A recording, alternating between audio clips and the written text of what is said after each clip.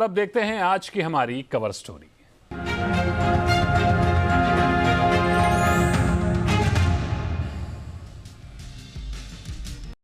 Hindenburg ने एक और बड़ा खुलासा किया है, लेकिन इस बार रिपोर्ट किसी कंपनी के खिलाफ नहीं बल्कि सेबी चीफ माधवीपुरी बुच और उनके पति धवल बुच के खिलाफ जारी की है। हिंडनबर्ग ने सेबी चीफ और उनके पति पर कथित अदानी घोटाले के कनेक्शन का आरोप लगाया है। रिपोर्ट में विसल ब्लोअर के दस्तावेजों को आधार बनाकर खुलासे का दावा किया गया है। इसमें कहा गया है कि अदानी ग्रुप के खिलाफ जांच में सेबी की भूमिका संदिग्ध है। रिपोर्ट में कहा गया है कि गंभीरता के बावजूद अदानी ग्रुप पर सख्ती नहीं की गई। रिपोर्ट में कंसल्टिंग फर्म अगोरा की आय पर भी सवाल उठाए गए हैं। उधर सेबी का कहना है कि अदानी ग्रुप के खिलाफ हिंडनबर्ग की रिपोर्ट में जो भी आरोप लगाए गए थे उनकी गहराई से जांच की गई है। हिंडनबर्ग के आरोपों पर सेबी चेयरपर्सन और उनके पति धवल ने संयुक्त रूप से बयान जारी किया है। उनका जीवन और वित्तीय लेन देन एक खुली किताब की तरह से है। हिंडनबर्ग और अदानी ग्रुप से जुड़े मामले में सेबी प्रमुख माधवीपुरी बुच का नाम आने पर सरकार ने अपना पक्ष रखा है। डीए यानी डिपार्टमेंट ऑफ इकोनॉमिक अफेयर्स ने कहा है कि सेबी ने इस मामले में पहले ही अपना बयान जारी कर दिया है। ऐसे में इस मामले में सरकार को और कुछ कहने की जरूरत नहीं है। सेबी चीफ माधवीपुरी बुच और उनके पति धवल बुच के खिलाफ हिंडनबर्ग के आरोपों से पूरी दुनिया में खलबली मच गई है। अमेरिकी बिजनेसमैन और टेक एनालिस्ट डेनियल गिलटूट ने क्या कहा है, आपको सुनाते हैं। I think there's a real concern here because if the chair is actually linked to this situation, it's going to destroy investor confidence in India. Now, what we've seen around the world lately is the weakening of many stock markets. So to have a situation here where there appears to be some improprieties, and when we're talking about offshore accounts, that always raises a red flag that people are going to be skeptical. So if you have a scandal involving the chair of the Security Exchange Board, well, that's something we have to take very, very serious. And the question becomes, is resignation in order here? Hindenburg के आरोपों पर दुनिया के मशहूर निवेशक और gloom boom and Doom report के publisher mark favour ने भी सेबी पर सवाल उठाए हैं। उन्होंने कहा कि भारत में सेबी और अमेरिका में एसईसी का गठन छोटे निवेशकों की रक्षा के लिए हुआ था, लेकिन अब ये बड़े बिजनेस की मदद कर रहे हैं। उन्होंने कहा कि हिंडनबर्ग के आरोप अगर सही हैं तो इसमें शामिल लोगों को इस्तीफा देना चाहिए। We have to make the assumption that what Hindenburg has been publishing about the case, namely that it's not transparent because some people associated with SEBI have a conflict of interest. We have to assume that these allegations are true. If they are true, then the people involved have to resign. There's no question about this.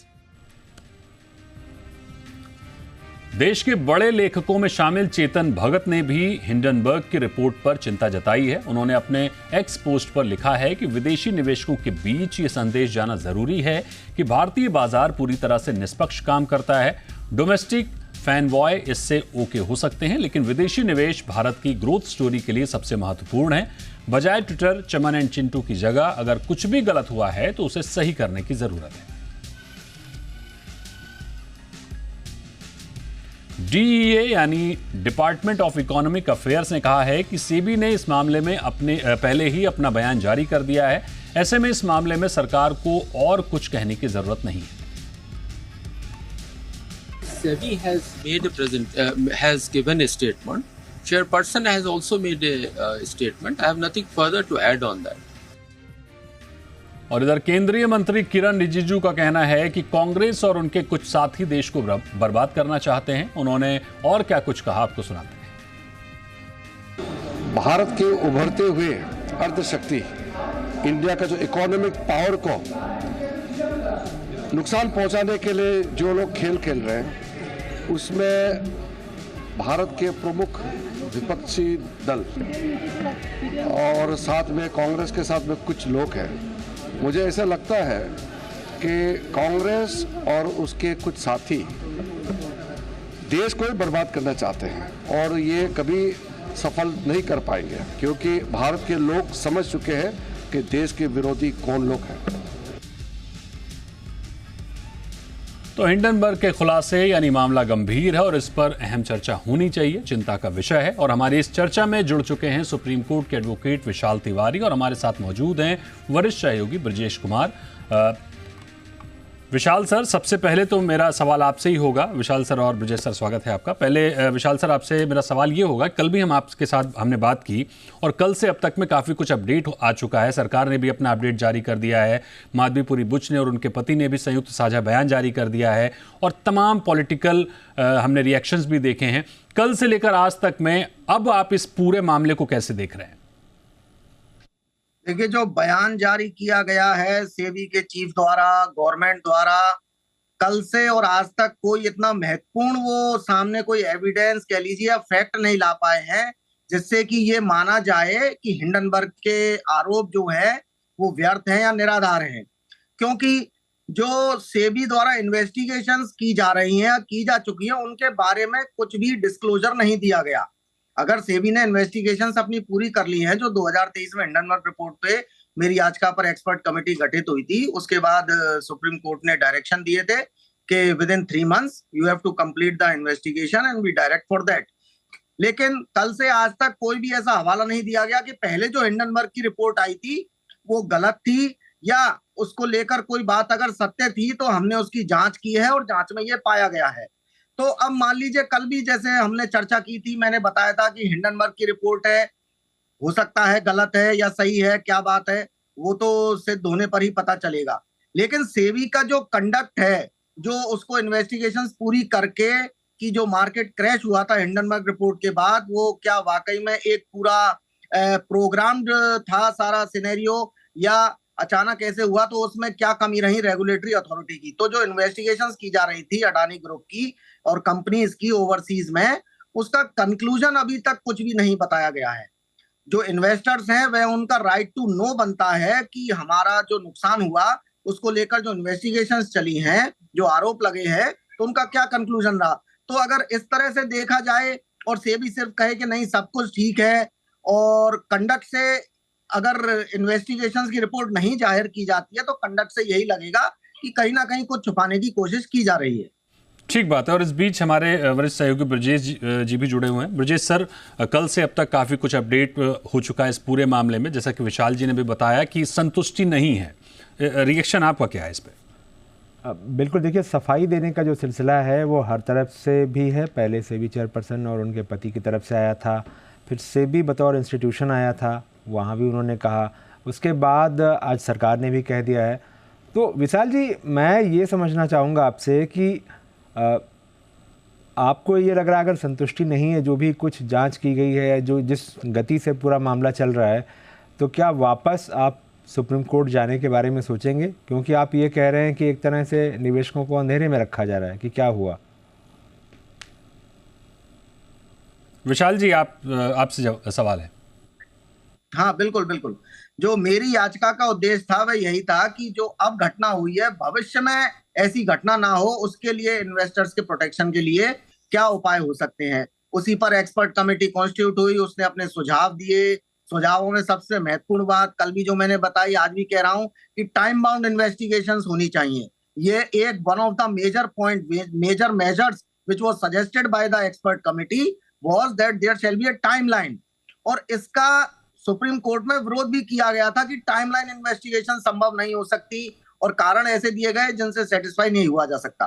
तो यहाँ पे question यही निकल के आता है कि देखिए, सेटिस्फैक्शन कब होता है? जब कोई आरोप लग रहा है, चलिए आरोप निराधार है, उनका ये कहना है सेबी चीफ का, लेकिन जब उनके ऊपर जो ड्यूटी है वो खुद रेगुलेटरी अथॉरिटी है, खुद जांच कर रही है, तो कमी पाई गई है या नहीं पाई गई है, जो भी कंक्लूजन है उसको सामने लाएं ताकि एक पिक्चर क्लियर हो। अब सिर्फ सफाई देते रहना, तो सफाई तो कोई भी आरोप लगाता रहेगा, सफाई आप देते रहिए, इसके बीच में नुकसान किसका हो रहा है? इन्वेस्टर्स का हो रहा है। तो इन्वेस्टर्स को सेटिस्फेक्शन के लिए एक कंक्लूसिव रिपोर्ट की आवश्यकता है। वैसे जो सेबी ने अपना बयान दिया है, उस बयान में उन्होंने स्पष्ट किया है कि जो जांचें थी, करीब 26 जांच थी, उन 26 जांचों में से 25 तो वो पूरी कर चुके हैं। एक जांच बची है जिसको वो जल्द पूरा करने वाले हैं। डिटेल भी उन्होंने दी है कि 100 से अधिक समन भेजे गए हैं, 1100 से अधिक पत्र और ईमेल किए गए हैं, 12,000 पन्नों वाले 300 से अधिक दस्तावेजों की जांच की गई है। तो उन्होंने बयान तो अपना दिया ही है, बताया ही हमने क्या किया इस दौरान। देखिए 3 जनवरी को जो ऑर्डर था सुप्रीम कोर्ट का, उस समय 2 इन्वेस्टिगेशंस पेंडिंग थी, तो उसके लिए सुप्रीम कोर्ट ने डायरेक्शन दिए थे कि preferably with in period of 3 months these investigation shall be completed. अब जब इतना कल ये हंगामा हुआ है, बवाल हुआ है, तब जाके ये सफाई, इतना बयान आया है कि अब एक इन्वेस्टिगेशंस बाकी रह गई है और उसको भी हम जल्द पूरा कर लेंगे। तो मतलब ये पीरियोडिकली सिर्फ स्टेटमेंट देते रहेंगे और टाइम आगे खिंचता जाएगा, तो ये कोई एक कंक्लूजन नहीं कहा जा सकता। और जो इन्वेस्टिगेशंस पूरी कर ली गई हैं, उनकी क्या रिपोर्ट है, वो रिपोर्ट भी अभी सामने नहीं आई है। सिर्फ इतना है कि हमने उनको सम्मन भेजा है, उनको मेल भेजकर ये जानकारी प्राप्त की है, और फैक्चुअल क्या चीज आई है, फैक्चुअल रिपोर्ट, वो अभी तक कहीं भी किसी रिकॉर्ड पर नहीं है। तो सेबी को मैं जहां तक समझता हूं, मानता हूं, सेबी जो है एक रेगुलेटरी अथॉरिटी है, उस पर पूरा शेयर मार्केट डिपेंड रहता है। कंपनीज कहाँ क्या गड़बड़ी करती है या कहाँ जो रूल्स हैं, रेगुलेशंस हैं, उनको अनदेखा करती हैं, तो यह सब सेबी को बहुत ही स्ट्रिक्टली फॉलो करना होगा। अगर सेबी नहीं करेगी तो ये बिल्कुल जाहिर सी बात है कि नुकसान होगा वो आम इन्वेस्टर्स का होगा, और आम इन्वेस्टर्स का नुकसान होगा तो क्रेडिबिलिटी घटेगी, कॉन्फिडेंस जो है शेयर मार्केट में हमारे देश के में वो घटेगा। तो इस सब को दूर रखने के लिए सेबी को पूरी तरह से ट्रांसपेरेंट होकर जो भी रिपोर्ट है, क्या कंक्लूजन आया है, कोई गिल्टी है नहीं है, हमारे देश का कोई गिल्टी है, बाहर का है, जो भी है वो एक सामने आए रिकॉर्ड पे, ताकि उसको देख के आगे क्या सुधार किए जा सकते हैं, वो उसके लिए और फिर स्ट्रांगली काम किया जाएगा। अहम बात कही आपने कि जो भी नुकसान हुआ है, कम से कम उस नुकसान जिसने किया है उसका खुलासा हो, और जो रिपोर्ट आएगी, वो रिपोर्ट क्या आपको लगता है कि वो पब्लिश होनी चाहिए, लोगों को, निवेशकों को पता चलना चाहिए कि भाई ये जो चल रहा है आखिर इसके पीछे कौन है? देखिए, जब इन्वेस्टिगेशंस पब्लिक इंटरेस्ट में की गई, सुप्रीम कोर्ट ने डायरेक्शन दिए, एक्सपर्ट कमेटी कॉन्स्टिट्यूट हुई, वो पब्लिक इंटरेस्ट में हुई है, तो रिपोर्ट जो आएगी वो एक सीक्रेट वे में तो रखी नहीं जा सकती और ना ही रखना चाहिए, क्योंकि इसमें पब्लिक का जो नुकसान हुआ है वो पब्लिक का हुआ है, इन्वेस्टर्स का हुआ है। तो रिपोर्ट को सार्वजनिक किया जाना चाहिए, मीडिया के जरिए करे या कोई भी अपना वो फॉरम समझते हैं, फाइनेंस मिनिस्ट्री है, जो भी है, वो उसको पहले रिपोर्ट दी जाए, वो जारी करे कि ये कंक्लूजन निकला है, सुप्रीम कोर्ट के सामने भी पेश कर सकते हैं। तो ये सब चीजें एक जैसे मान लीजिए पुलिस को इन्वेस्टिगेशन करती है, उसका क्या कंक्लूजन रहता है, एफआर नेगेटिव रहती है, एफआर पॉजिटिव रहती है, वो सामने आता है। तो इसी को लेकर सेबी को भी आगे ये स्टेप लेना चाहिए, और अगर कोई गिल्टी है, अगर ऑफेंस भी बनता है, तो उसको आगे लेकर कंप्लेंट भी रजिस्टर की जाए, प्रोसिक्यूशन हो। लेकिन सिर्फ सफाई देते रहेंगे तो इससे तो हमारा भी कॉन्फिडेंस रिड्यूस होता है कि सफाई एक अपना है, लेकिन जो आपके पास एविडेंस है, जिस पे आपने पूरी इंक्वायरी की है, या जो रेगुलेटरी अथॉरिटी के नाते आपने जो स्टेप लिए हैं, वो सामने एक आता है, तो उससे एक रिकॉर्ड लगता है। तो जो पेपर वर्क है वो पेपर वर्क रिकॉर्ड पे आना चाहिए। बिल्कुल। ब्रजेश सर, आप कुछ समझना चाहेंगे, क्योंकि जैसा कि सर ने बताया, विशाल जी ने, बड़ी अहम बात है, और सबसे बड़ी बात यह है कि बुश दंपति ने भी कह दिया है कि भाई हमने अपनी तरफ से सारी चीज़ें क्लियर की हैं। हिंडनबर्ग को कारण बताओ नोटिस जारी कर दिया गया है। अब हिंडनबर्ग को नोटिस जारी करने के बाद वो कितना जिम्मेदार है, वो कितना रिप्लाई करेगा, उसके ऊपर कोई बाध्यता है, कोई दबाव तो है नहीं, तो कितना हम उस पर दबाव डाल सकते हैं, कैसे उस पर एक्शन होगा, क्योंकि उसके ऊपर जाहिर तौर पर रिपोर्ट तो आ जाती है, लेकिन आप दबाव नहीं बना सकते। विजय सर, आप कुछ कहना चाहेंगे? बिल्कुल नहीं, अगर इस मामले पे विशाल जी जवाब देंगे तो बेहतर होगा, क्योंकि वो पेटिशनर हैं और वो कानून को भी समझते हैं। विशाल जी, इस मामले पर कैसे इस तरह से ये निश्चित किया जाए, पक्का किया जाए कि कोई इस तरह की अगर किसी ने गलत रिपोर्ट पब्लिश की है तो वो इस तरह ना करे, और किसी ने सही वाकई में जांच पड़ताल करके पब्लिश की है तो उस पर पूरी कार्रवाई हो?